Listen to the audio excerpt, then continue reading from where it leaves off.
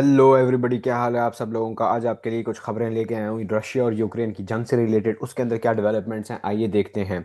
Russia Ukraine की जंग को लेके प्रेसिडेंट पुतिन जो कि रशिया के प्रेसिडेंट हैं, उन्होंने एक प्रेस कॉन्फ्रेंस की है चाइना के अंदर। जब वो वहाँ से वापस जा रहे थे उन्होंने एक बॉम्ब शेल प्रेस कॉन्फ्रेंस की है, according to Sputnik which is a Russian media channel. और स्पुतनिक का ये कहना है कि प्रेसिडेंट पुतिन ने अपनी प्रेस कॉन्फ्रेंस के अंदर ये बातें की हैं कि भाई Ukrainian military is in critical condition. Ukraine की जो फौज है वो इस वक्त क्रिटिकल कंडीशन में है, उसकी हालत ख़राब हो चुकी है और वो इस काबिल नहीं है कि वो लार्ज स्केल ऑपरेशंस कर सके, वो बड़ी जंग कर सके, वो बड़े मिलिट्री ऑपरेशंस कर सके। यूक्रेन की जो कॉम्बैट रेडी यूनिट्स हैं वो 47 से 48% तक रह गए हैं। यानी कि यूक्रेन के अंदर जो लड़ने वाली फौज है, जो जिन ऐसे लोग जो लड़ सकते हैं, ऐसे फौजी जो लड़ सकते हैं, they are only around 50% of the total military force of Ukraine. Ukrainian military is constantly forced to redeploy units from one part of the front to another. इसके अलावा यूक्रेन को ये भी करना पड़ रहा है कि एक जगह से फौजी निकाल के दूसरी जगह पे डिप्लॉय करे, जैसे हम पाकिस्तान में करते हैं कि जब ईस्ट से थ्रेट होता है तो हम अफगानिस्तान के बॉर्डर से फौजी उठा के इंडिया के बॉर्डर पर डिप्लॉय कर देते हैं और फिर इंडिया के बॉर्डर से उठा के अफगानिस्तान के बॉर्डर पर डिप्लॉय कर देते हैं जब टीटीपी या बीएलए या टेररिस्ट एक्टिविटीज़ बढ़ जाती हैं। सो वो ये कह रहे हैं कि यूक्रेन की फोर्स इस वक्त डिप्लीटेड है, उसकी हालत ख़राब है, उसके अंदर सिर्फ 50% के करीब ऐसे यूनिट्स हैं जो जंग करने के काबिल हैं, कॉम्बैट रेडी हैं। और इसके अलावा यूक्रेन को बार बार अपनी फोर्सेस एक इलाके से निकाल के दूसरे इलाके में शिफ्ट करनी पड़ती हैं। इसके अलावा जो बहुत इंपॉर्टेंट बात प्रेसिडेंट पुतिन ने की वो ये कि अगर यूक्रेन का मसला पीसफुली हल नहीं हो सकता तो रशिया के इस मसले को ज़बरदस्ती मिलिटरीली हल करना पड़ेगा। ये रशिया के प्रेसिडेंट ने बात बोली है। Let me just make it out for you. See how the situation develops, how it unfolds. Well, if not, then we will have to accomplish our goals via military means. तो ये कह रहे हैं कि हम देखते हैं कि अभी हालात किस तरफ जा रहे हैं, लेकिन अगर हमारे मामलात हल ना हुए तो हम फौजी तरीके से मिलिट्री मीन से अपने मसले को हल करेंगे। इसके अलावा सिक्योरिटी गारंटीज फॉर यूक्रेन से रिलेटेड जब बात हुई तो उन्होंने बोला कि भाई रशिया कभी भी इस बात के खिलाफ नहीं था कि रशिया ईयू मेंबर बने, यूरोपियन यूनियन का हिस्सा बने। रशिया को इस बात से कोई मसला नहीं है कि यूक्रेन अगर यूरोपियन यूनियन का मेंबर बनता है। रशिया को हमेशा इस बात से मसला रहा है कि यूक्रेन नेटो का मेंबर ना बने। नेटो बेसिकली एक मिलिट्री अलायंस है। रशिया को ये लगता है कि अगर यूक्रेन नेटो का हिस्सा हिस्सा बनेगा तो नेटो रशिया के बिल्कुल बॉर्डर पे आके खड़ी हो जाएगी, जिससे रशिया की सिक्योरिटी थ्रेटन होती है। तो उन्होंने कहा कि भाई हमें रशिया के ईयू का मेंबर बनने से कोई इशू नहीं है, लेकिन रशिया का नेटो मेंबर बनने से इशू है। इसके अलावा उन्होंने और क्या कहा, उन्होंने कहा कि अगर यूक्रेन के प्रेसिडेंट जेलेंस्की पुतिन से मिलना चाहते हैं तो वो किसी भी वक्त मॉस्को आ सकते हैं। I am open to meeting to Zelensky. और उन्होंने ये भी कहा कि मैंने कभी ये बात नहीं की कि मैंने Russian Ukrainian president Vladimir Zelensky से नहीं मिलना, बल्कि I am open to meeting him. अच्छा, उसके बाद वो क्या कहते हैं कि भाई जो डोनाल्ड ट्रंप ने डिप्लोमेटिक एफर्ट्स की हैं रशिया और यूक्रेन की जंग बंदी कराने में, उस उन एफर्ट्स की एससीओ समिट के दौरान तमाम जो लीडरान थे दुनिया के, उन्होंने उनकी तारीफ की है कि यार Donald Trump is trying really hard to bring peace in the European continent और सबकी उम्मीद है कि पीस आएगा। इसके अलावा उन्होंने स्टीव विटकॉफ जो कि ट्रंप के स्पेशल एनवॉय हैं, जिन्होंने ट्रंप के पैगाम लेके गए पुतिन के पास, जिनकी पहले मुलाकात हुई और उनके पैगाम लेके जाने के बाद उनकी डिप्लोमेसी करने के बाद फिर पुतिन और ट्रंप की एनकरेज में मुलाकात हुई थी अलास्का में। तो इन्होंने कहा कि स्टीव विटकॉफ ने, मैंने जो बात स्टीव विटकॉफ को बोली थी, ट्रंप के लिए जो पैगाम दिया था, स्टीव विटकॉफ ने वो पैगाम एक्यूरेटली डोनाल्ड ट्रंप तक पहुंचाया है। उसके अलावा उन्होंने ये भी कहा कि भाई डोनाल्ड ट्रंप या अमेरिका का जो एटीट्यूड है towards India and China, that is not like very pertinent. वो ये कह रहे हैं कि भाई आप इंडिया और चाइना से इस तरह बात नहीं कर सकते। इंडिया और चाइना की तारीख है, उन्होंने बड़ी मुश्किल से अपनी ये जो करंट इकोनॉमीज हैं, करंट लेवल ऑफ डेवलपमेंट है, current level of technological development है, current level of economic development है, सोशल डेवलपमेंट है, इन्होंने जो भी प्रोग्रेस आज तक की है इसके लिए इन्होंने बहुत कुर्बानी दी है, बहुत स्ट्रगल की है, बहुत इन्होंने मेहनत की है। तो आप इंडिया और चाइना से इस तरह बात नहीं कर सकते। आप इन इंडिया और चाइना की जो लीडरशिप है, शी जिनपिंग, नरेंद्र मोदी, आप उनको जब इस तरह वीकन करने की कोशिश करते हो तो ये आपकी गलती है। आप इस तरह इनको ट्रीट नहीं कर सकते। इसके अलावा उन्होंने ये भी कहा कि भाई रशिया चाइना को नेचुरल गैस भी सेल करेगा। नेचुरल गैस रशिया चाइना को जो नेचुरल गैस सेल करेगा वो फेयर मार्केट प्राइसेस पे सेल करेगा। ऑल्दो यूरोपियन यूनियन जो रशियन गैस जो गैस ले रहा है, जो एनर्जी खरीद रहा है, वो उसकी प्राइसेस ज़्यादा पे कर रहा है। So Russia will be able to offer China natural gas at fair market prices.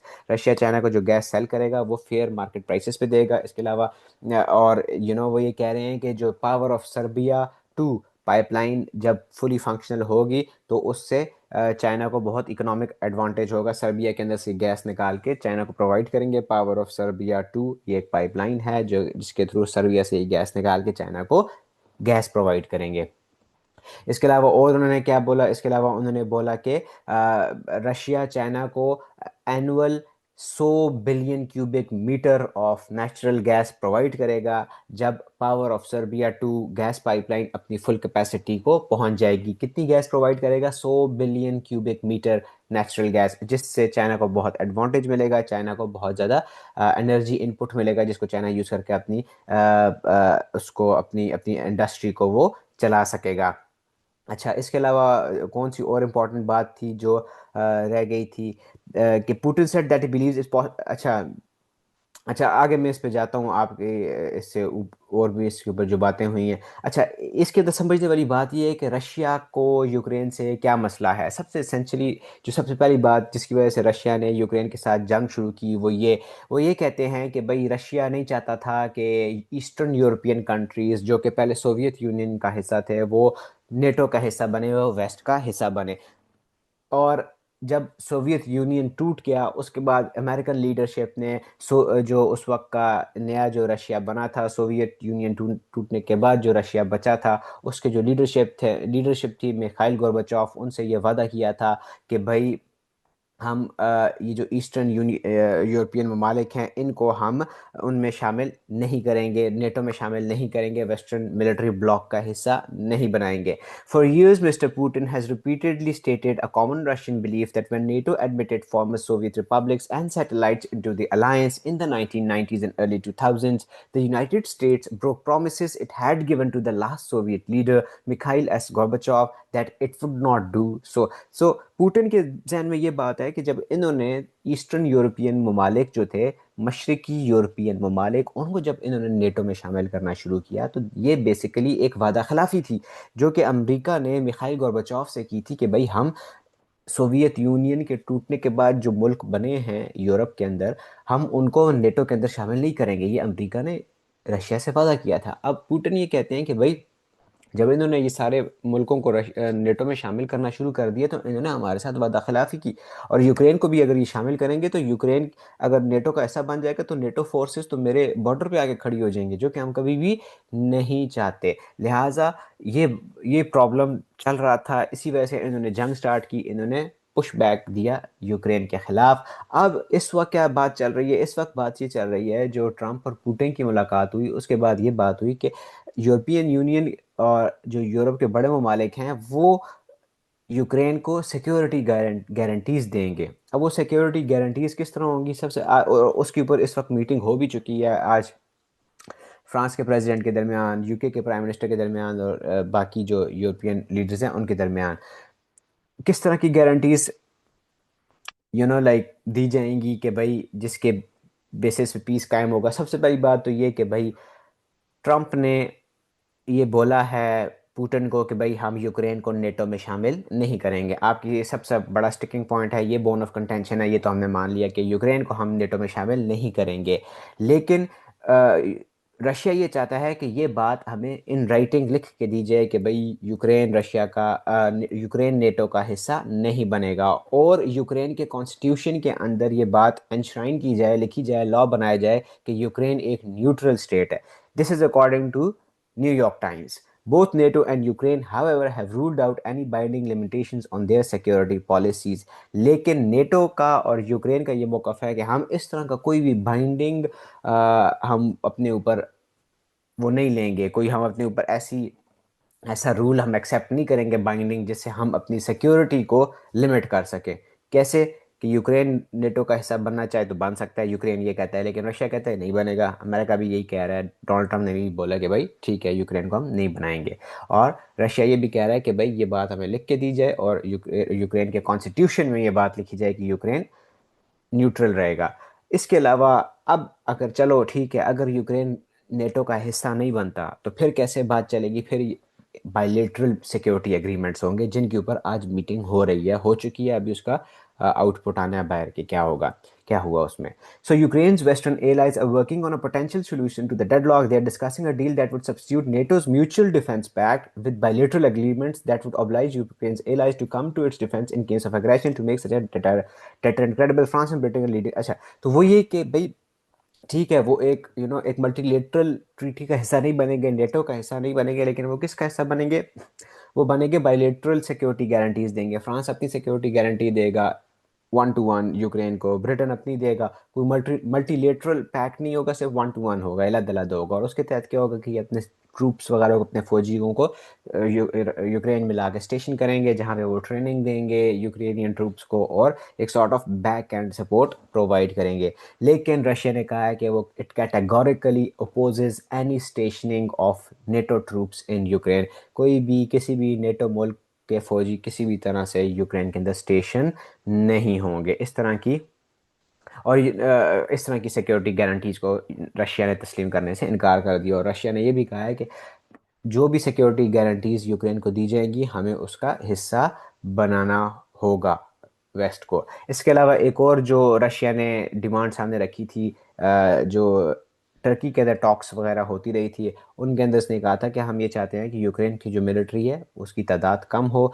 बहुत बड़ी मिलिट्री ना हो। क्यों? क्योंकि पिछले कुछ अरसे के अंदर, स्पेशली जंग शुरू होने के बाद, यूक्रेन ने अपनी मिलिट्री को बहुत बिल्ड करना शुरू किया है, ड्रोन्स के अंदर बहुत इन्वेस्ट कर रहे हैं, ड्रोन टेक्नोलॉजी के अंदर वो बहुत डेवलप कर रहे हैं।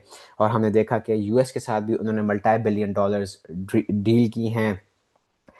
इस तरह की बड़ी बड़ी वो डील्स कर रहे हैं जिससे वो अपनी मिलिट्री इंडस्ट्री को प्रॉप अप करने की कोशिश कर रहे हैं। क्यों? क्योंकि जाहिर बात है, उन्होंने एक जंग लड़ी है, तो अब वो दूध का जला छाछ भी फूक फूक कर पीता है, तो अब अपने आप को तैयार कर रहे हैं, जो कि रशिया को पसंद नहीं आ रहा। रशिया को पता है कि अगर इवन जंग बंदी हो भी जाती है, उसके बाद अगर यूक्रेन अपनी मिलिट्री को बिल्ड कर लेते, एक स्ट्रॉन्ग मिलिट्री बिल्ड कर लेते, तो ये कल को फिर आके हम पे अटैक करेगा। और हमने जो इनसे जगह पे कब्जा किया है, इनकी जगह हमने ली है, हमने जंग करके इनसे ली है, ये वो जगह हमसे वापस लेने की कोशिश करेगा। यूक्रेन कहता है कि भाई ऐसी रिस्ट्रिक्शंस तो हम अपने ऊपर नहीं लगा सकते। सो ये बेसिक एक एक इसका ओवरव्यू है कि भाई इनकी सिक्योरिटी गारंटीज अब उसमें कहाँ तक पहुंची हैं और क्या बातें चल रही हैं।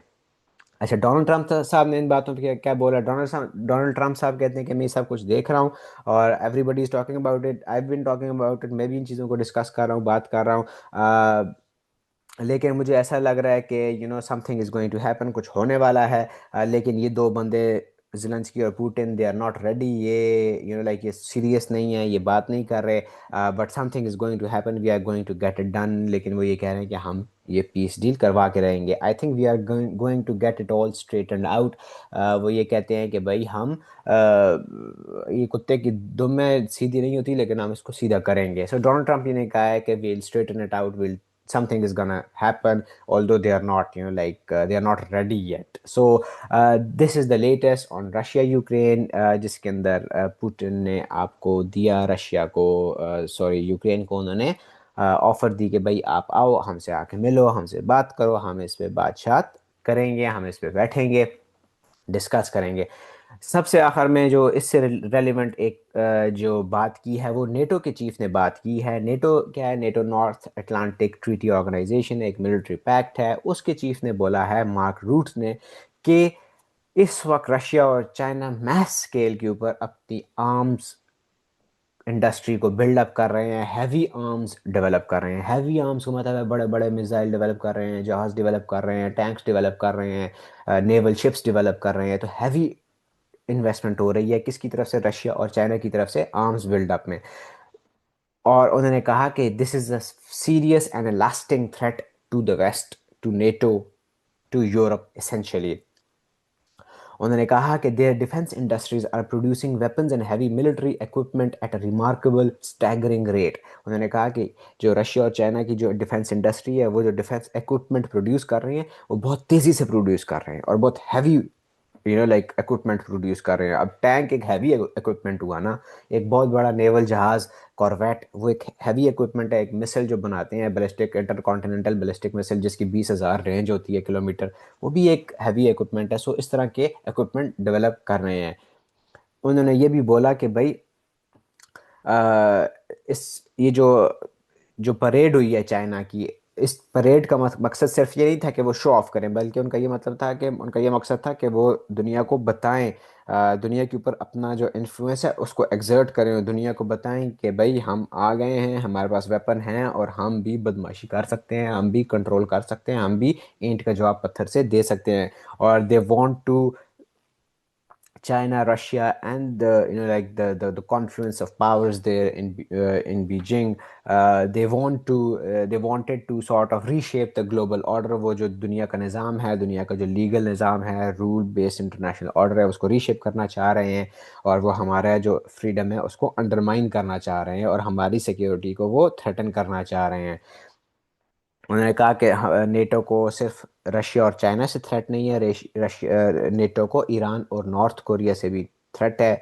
क्योंकि ये जो चार मुल्क हैं, Russia, Iran, north Korea and China, इनकी जो डिफेंस कॉपरेशन है ये बहुत ज़्यादा बढ़ती जा रही है और ये अनप्रेसिडेंटेड लेवल्स तक इनकी डिफेंस कॉपरेशन बढ़ गई है। You only have to look at the pictures from Beijing the last couple of days and the hand holding. तो उन्होंने कहा कि ये जो पिछले कुछ दिनों में बीजिंग से तस्वीरें आई हैं उनमें आपको नज़र आ जाता है कि जैसे ये एक दूसरे से हाथ मिला रहे हैं, खुश लाइक खुश गपियाँ कर रहे हैं और एंड ऑल दैट। इसके अलावा उन्होंने ये भी कहा कि भाई the NATO chief said he's particularly worried about the rate at which China is building warships, which far exceeds the US and Europe's ability to build their own. Now, this is very important, extremely important. क्यों? क्योंकि जो naval warfare है, those who control the seas control the land, those who control the seas control the global order. This has been the history of the world for the better part of last maybe 1,000 years, the history of geopolitics for the better part of last 1,000 years. If you have a very strong military, you can exert influence on any piece of land in any part of the world. तो वो यही कह रहे हैं कि China is building warships at a rate unprecedented and at a speed greater than the rate at which US and Europe are building their own warships. तो China बहुत तेज़ी से अपनी नेवल बिल्डअप कर रहा है क्योंकि चाइना को पता है कि अगर चाइना ने अपनी सॉवरेनिटी को भी प्रोटेक्ट करना हो, पावर प्रोजेक्शन भी करनी है around the globe, so it needs a strong naval presence on which it is working aggressively. जिसकी मिसाल हमने कल देखी भी परेड के अंदर। अगर आपने वो वीडियो नहीं देखी तो वो जाके मेरा एनालिसिस देख लें। इससे पिछली वीडियो है जिसके अंदर उन्होंने ऑटोनोमस सबमरीन्स दिखाई हैं जो माइन लेइंग का काम कर सकती हैं, जो रिकॉन का काम कर सकती हैं, इंटेलिजेंस गैदरिंग का काम कर सकती हैं। So China has showed off some very high tech modern equipment in its parade of yesterday. So go and check that out as well. And so that's the latest from Russia Ukraine. Security guarantees की meeting अभी हुई है, उसका जो भी output होगा वो हम आपके साथ शेयर करेंगे। Let's see with that goes. लेकिन यूक्रेन जो रशिया के प्रेसिडेंट हैं उन्होंने क्लियर किया, उन्होंने कहा है कि ज़ेलेंस्की आके मुझे मिलना चाहता है वो मिल ले। हम यूरोपियन यूनियन की मेंबरशिप के ख़िलाफ़ नहीं हैं, यूक्रेन की यूरोपियन यूनियन की मेंबरशिप के ख़िलाफ़ नहीं हैं। We are against Ukraine's NATO membership. इसके अलावा उन्होंने ये भी, हाँ, एक और इम्पॉर्टेंट बात जो रशिया के प्रेसिडेंट ने की कि भाई हमने सिक्योरिटी गारंटीज़ को लैंड स्वैप के साथ अटैच नहीं किया कि भाई यूक्रेन को सिक्योरिटी गारंटीज़ मिलेंगी तो हम उसका उसका कोई लैंड स्वैप होगा कि भाई हम लैंड उनको वापस करेंगे या लैंड वो हमें देंगे, समथिंग लाइक दैट। सो उस पर भी क्लैरिटी अभी आनी है। So let's see. अभी सिक्योरिटी गारंटीज़ की बात डिस्कशन हुई है यूरोप के अंदर, अभी उसके जो भी आउटपुट आता है तो लेट्स सी कि उसमें क्या बात हुई है। So that's the latest from around the world in global politics, global conflicts, geopolitics, what's happening.